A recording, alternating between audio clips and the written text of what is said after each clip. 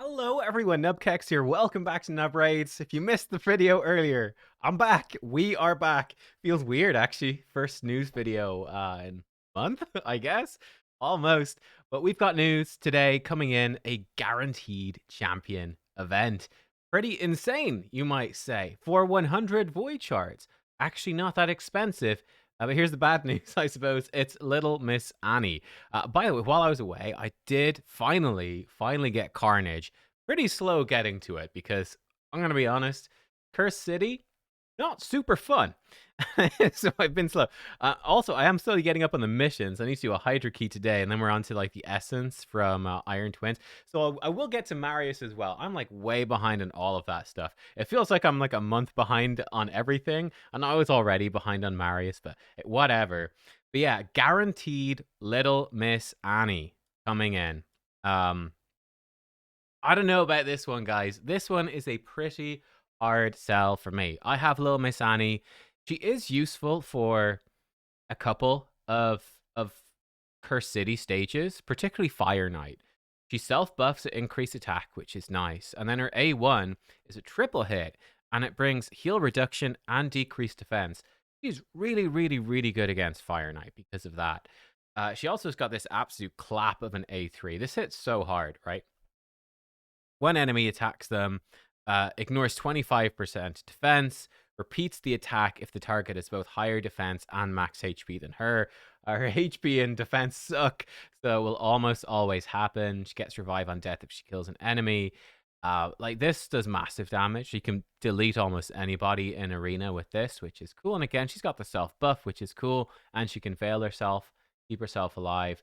That being said, I don't know if she's that useful. Like, I feel like if you pulled her just randomly, like early in the game, like she could be. I've used her sometimes in arena, and that was before her buff. She has been buffed, right? These moves are a bit different. They're better than they used to be. Um, but yeah, I still don't really use her on my account. A bit of a tough sell, I think. Definitely a bit of a tough sell. There's always the possibility she could be good against bosses and stuff in the future. Again, like against bosses, she self-buffs, she hits really hard. She does bring decreased defense heal reduction. That's kind of nice. But I don't know if it's really enough. She can also decrease turn meter and can destroy HP. And I guess she also destroys HP on this move as well. Like any stuff in the future.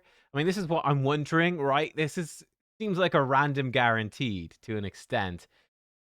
Could there be bosses in the future where this is relevant? Don't know. Probably more likely, let's be honest, pretty darn cool Halloween champion. I know actually is like Hades, and I feel like someone else as well. I feel like there's at least two content creators that she is their favorite champion design. I mean, I she's really cool. She's a really well designed champ. She's super creepy. Wouldn't be my favorite to look at because I mean she's quite ugly, but there's no question she's super cool and creepy. Like the animation in particular is like a straight up 10 out of 10. Like it's just incredible what they did with this champion. So unique. I find this is a tough sell. I think she is a tough sell for a guaranteed champion. I have her already. I've got like, because I've been saving up, right? I just saved my shards. I've got loads of voids. I don't know if I'd go for her though. Like, if I didn't have her, would I pull 100 voids for her?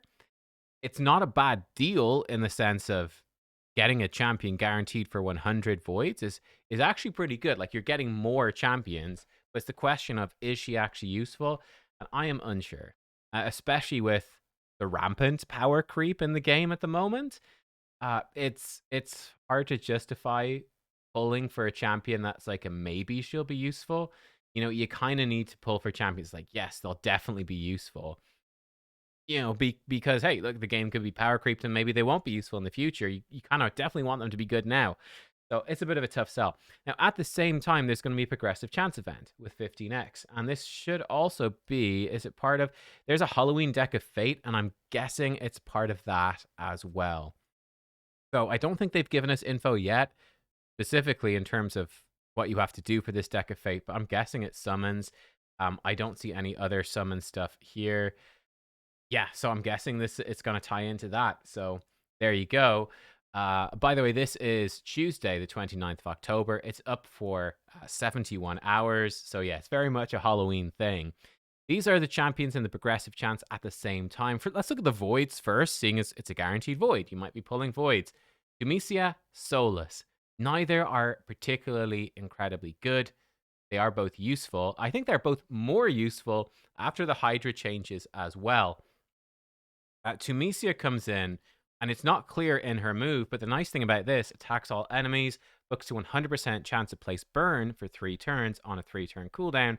The great thing about this is that this does go through Poison Cloud. I talked about this in my video earlier today, that one of the problems with how they nerfed Hydra is that you're coming in and because the heads are respawning so quickly, Poison Cloud is much worse now because that head's just coming back to life. You're casting the Poison Cloud more often. Really easy to not have block buffs or burn up on those enemies. Having her, and again, there's nothing in the text that indicates this. Very unclear, but it does go through Poison Cloud. So this actually is quite good, and she's a good damage dealer, so she could be a good damage dealer for Hydra. And likewise, Solus is, I think he's Knight's Revenant, isn't he? Yeah, Solus, again, he's one of those older champs. He's kind of one of those more mid-tier voids of like, oh, he's quite good, but I wouldn't hunt for him. I'd say the same thing for Tunisia, really. But what he does have, he has AoE debuff extension, but also provoke. And then his A2 is AoE buff removal, and it can provoke. So he's actually a very consistent auto-provoker who's doing good damage, extending debuffs, yeah. So you throw him into Hydra, and he can be an okay damage. He's not spectacular. He's okay damage dealer, but he's very consistent at provoking on auto. And again, that could be really good with Head of Decay now spawning back in more frequently. So yeah, I would probably say Tunisia maybe is a bit more interesting, but Solus is pretty close. I feel like maybe Tunisia I'd lean towards more, but I'd also be, compared to like Taris or Marishka or whatever, it's, they're not as exciting as those. There's no question. Two-Hack and Slixus, again, both kind of Two-Hack, a bit of a budget, decreased speed. Slixus, I don't remember what he's just a damage dealer, right? So maybe if you're early game, maybe Slixus, just like a bit of arena damage. I think maybe Two-Hack's a bit more unique. I'd be giving the edge a bit more to Two-Hack, probably. But neither of them, again, are particularly, in my opinion, particularly exciting. For your Ancients, Primals, and Sacreds, we have Staltus, Ragash, Sun Wukong, Goffred, and Samson. Well, hopefully you will have had Sun Wukong for free, but Sun Wukong is great, obviously. He's really strong. But hopefully you've got him for free.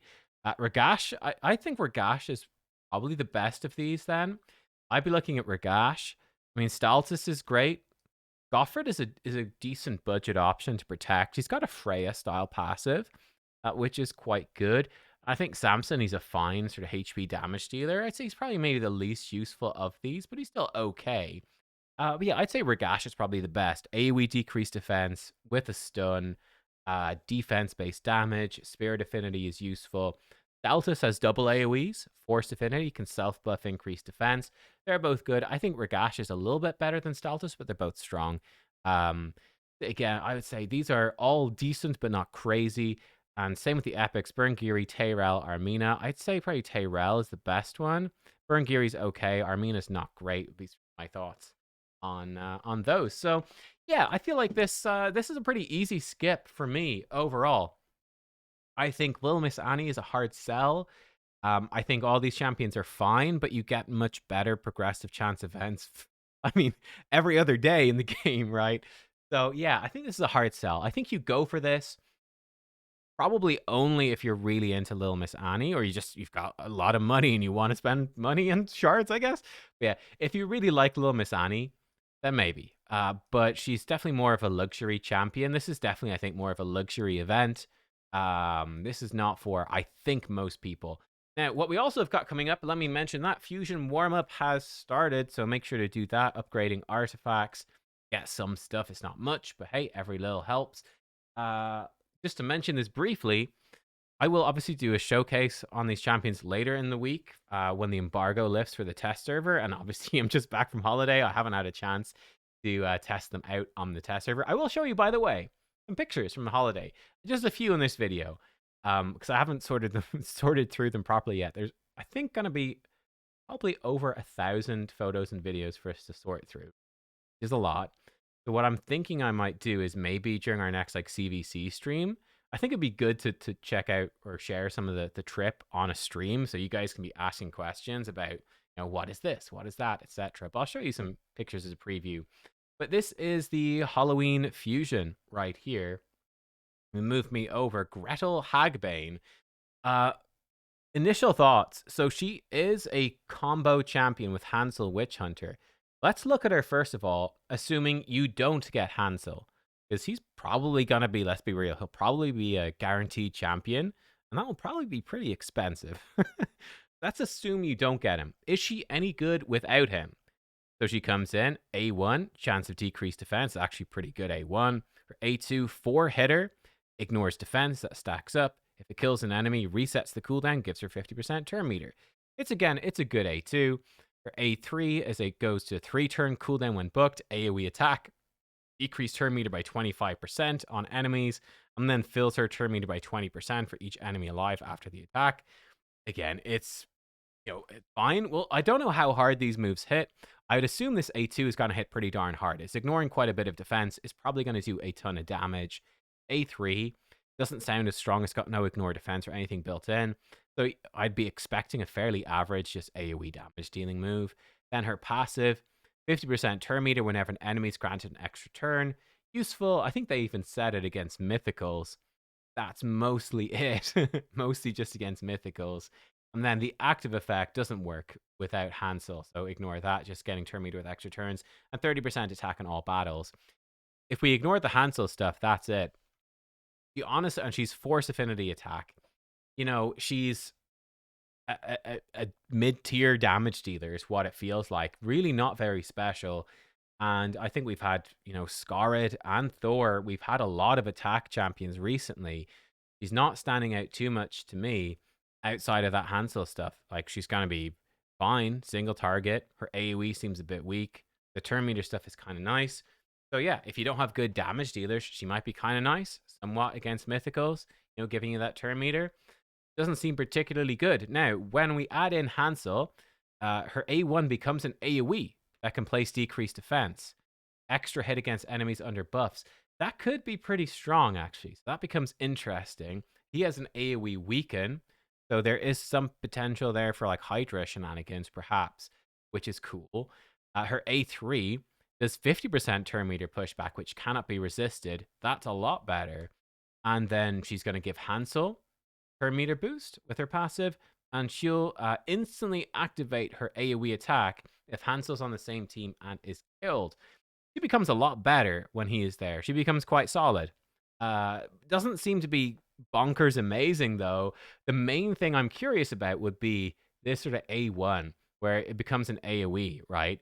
This sort of idea of this blender team. I think we have, yes, we've got Hansel over here as well. Quick look at him. So he's got the A1 weaken, becomes an AoE. The chance, by the way, for the weaken and decreased defense A1s do lower when they become AoE, but they're still pretty good. He has an extra hit on enemies under debuffs. That's very strong for like Hydra.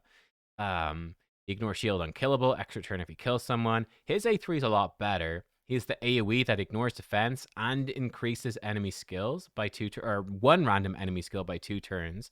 If Gretel is there, he ignores 30% defense and increases enemy skills by 2 turns instead. That can't be resisted.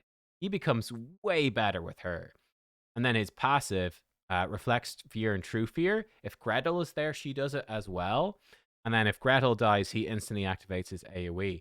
So I think that there's, I would say them with Cardial is like an interesting option. I would think perhaps for Hydra, right? Like Cardial, same faction, Revive on Death, can sort of work with their skills. He's got the ally attack. They've got the AoE A1s. Kind of a fun combo. And then you could perhaps slap them in with Maud if you ever get Maud, or Falmond, faction unity. There's some potential for some interesting, but I don't know. I'm kind of feeling like this seems like a questionable fusion. I really think that she is quite mid-tier. She doesn't seem all that special. I mean, we'll test her out. She doesn't seem all that special to me, though. She's just a force affinity damage dealer. She's squishy. At least she's kind of fast, but yeah, I don't know. I'm not super sold on her. Hansel seems a lot better. Like this lockout Looks like it's gonna smack and lock out. It's pretty strong, and if Gretel dies, he does it for free. That's actually pretty powerful. But again, you are looking most likely to get him. I guess that might be what you would do is perhaps you just pick up Gretel if the fusion's not too hard and if it's easy for you. Uh, hoping you might pull Hansel sometime because she makes Hansel a lot better. I really don't think that you're going to use either of these on their own. They seem like you'll only use them together, and it's going to cost you a fusion and then probably like 15 to 20 sacreds for a guaranteed at a rough guess. Not going to be cheap. You could obviously get lucky and pull one of them eventually, but they don't seem that insanely good. So that's a bit of a hard sell. I am curious, like I said, put them in with a ally attack champ like maybe Lady Mikage or someone like that. In Hydra could be quite strong. They could be your decreased defense weakened champs, kind of spamming the A1s a bit. Could be okay with an ally attacker. I don't know. There's maybe some potential there, but I'm not too excited about these. I'm kind of in a bit of a skipping fusions mood. Like I skipped the fusion while I was away on holiday, and it was great fun. It was really nice not to do a fusion, so I'm kind of all for it. Let me show you some pictures here as we go into the end. So just a few pics from the trip, so you can just get a little bit of a vibe. Like I said, I will sort through all the pictures. I just picked out, I think, about 10 highlight pictures here just to give you a sense for the trip. This was in Hiroshima. So this one is actually quite, yeah, this is quite a striking moment. It's this whole war memorial in the city. This is the atomic bomb dome. So obviously the US dropped 2 nuclear bombs on Japan in World War II, and one of them destroyed the city of Hiroshima. That exploded directly over this building, and it's about 1/3 of the building is still remaining, still standing. It's actually a museum, so that was quite, yeah, quite striking. Lots of American tourists in Hiroshima as well. They're like, let's go see what we done in the war. More American tourists in Hiroshima than anywhere else. This was just again a Japanese castle. This I think might have been in Hiroshima as well. Actually, we got some Pokemon, amazing. Yes, more Pokemon, super cool. This again was I somehow picked a lot of pictures from Hiroshima. This is an island called Miyajima, which is across from Hiroshima. Really pretty. You've got like wild deer just wandering around, and they steal food off people. It's quite fun. They're very tame wild deer. But this is really cool. It's Torii Gate, which is like a from the Shinto religion, the sort of the native religion of Japan. It's like a gate where the spirits, the kami, can sort of enter into their sacred areas. But this one's really cool because, as you can see, it's out there. You can actually go up. This is me touching it. You can touch it. But then when the tide comes in, it's completely underwater. So it's out in the middle of the sea. It's really cool. This is probably my favorite picture. I think it's just really nice. But you can see here, there's a little heron standing right in the middle of this Torii Gate, which is super cool. So this is probably my favorite picture that I took on the trip, which is we've got Gojira. This was again something very Japanese as well. You've got all the animal cafes. This was a mini pig cafe. So you're just this is me getting swarmed by these mini pigs. It was basically what would happen is these tiny little pigs are running around. I'll get a video for you to show you on the stream. They're just screaming. Like the noise these pigs make is crazy. But like one will jump on top of you, then another one will jump on to cuddle in with his brother or sister and be warm, and then the others will jump on, and they just end up piling on. Like at one point, I think my girlfriend had the record of like 10 or 11 little mini pigs on top of her all at the same time. Like it was crazy. You go. This was in Osaka. I think the Mini Pig Cafe might have been in Osaka as well, which is one of the big cities. This was just like a little video I took of just like all the neon signs. This is, I think, the beside Dotonbori, which is a big street in Osaka. But I thought this was cool, like the neon and the lit up boat going down the river as well. This was when we were staying in a temple, just to give you an idea of like sort of Japanese food. I actually need to get more pictures of this so you can see more of it. But they're like lots of little bowls. That's where they're thing like little rice, little bowls of tofu, miso soup, little hot pot went over there. Lots of little bits, little pickled vegetables, and so on. Little bits of fruit. This was in Kyoto. Kyoto is probably very touristy. This is one of the more iconic things. We dressed up in a kimono for the day, which is cool. It was raining. They've got the umbrella, which ironically looks a bit like a samurai sword. Let's pretend it's my katana. And then finally, this is the coolest part in Kyoto, and I think one of my favorite shrines. It's like a mountain. I think there's 10,000 of these torii gates over the mountain, and you're just walking through them, climbing up the mountain. There's lots of shrines along the way. It's really cool. There was a man there who was actually painting in. I have no idea what this says. Hopefully, it's not something terrible. It's going to get me banned. But like, there's smoke coming from. I don't know if it's like just the way they make the ink, or if this is like incense. There's some sacred connotations to it. But he was painting this, which is really cool. And then this is just a shot of like walking through a really densely packed part of the, like, it's, oh my god, this place was apps like a lot of Kyoto's just like swarmed with tourists. This was actually quite nice. When you get like halfway up the mountain, people turn back.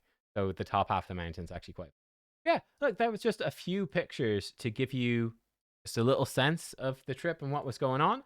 But there you go. Yeah, like I said, I missed out on the fusion while I was away, and it was pretty good. I might talk more about that in some future videos as well. Like my experience playing Raid while on holiday.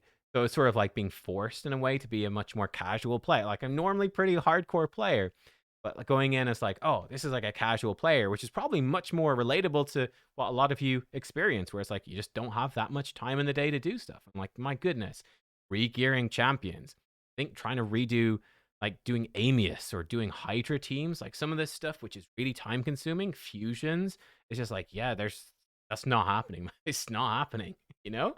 The commutes and there's not time to squeeze this stuff in. But yeah, that's sort of my thoughts on this. Again, will I be going for Little Miss Annie? I have her, so no. If I didn't have her, wouldn't be too excited either. This is kind of a bummer. It's a Halloween one, I get it. But yeah, it's just not particularly exciting. But it's a fun Halloween theme for the guaranteed. Let me know if you're going to go for it. And yeah, I'll see you all tomorrow for even more videos. We're back on track. It's happening. I'll see you soon. Goodbye.